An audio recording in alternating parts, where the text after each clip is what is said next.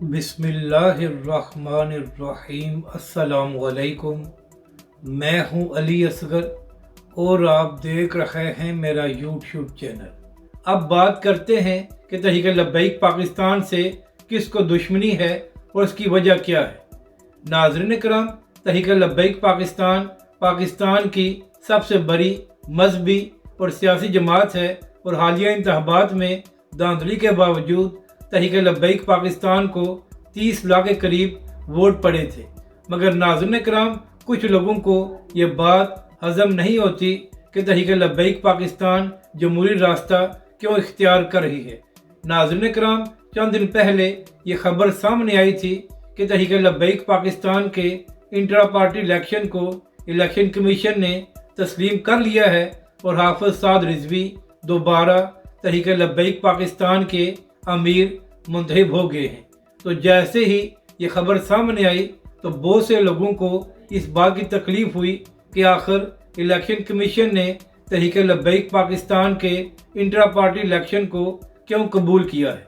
तो नाज़रीन कराम, ऐसे लोगों से मेरा सवाल ये है कि क्या आप लोग ये चाहते हैं कि तहरीक लब्बैक पाकिस्तान जमहूरी रास्ता इख्तियार ना करे, और अगर तहरीक लब्बैक पाकिस्तान जमहूरी रास्ता इख्तियार ना करे तो आप क्या चाहते हैं कि तहरीक लब्बैक वाले किस तरह अपनी जदोजहद जारी रखें। इसी तरह फवाद चौधरी साहब को भी बड़ी तकलीफ हुई थी कि इलेक्शन कमीशन ने तहरीक लब्बैक पाकिस्तान के इंट्रा पार्टी इलेक्शन को क्यों तस्लीम किया है।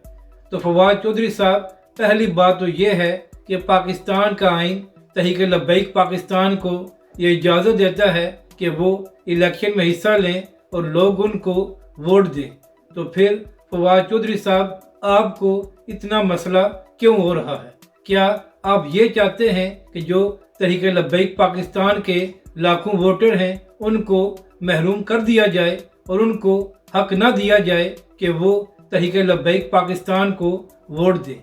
यानी कि नाज़रीन कराम, आप मुनाफिकत का अंदाज़ा लगाएं कि जो लोग जमहूरियत की बड़ी बड़ी बातें करते हैं उनसे ये बात हजम नहीं हो रही कि तहरीक लब्बैक पाकिस्तान के इंट्रा पार्टी इलेक्शन को क्यों तस्लीम किया गया है।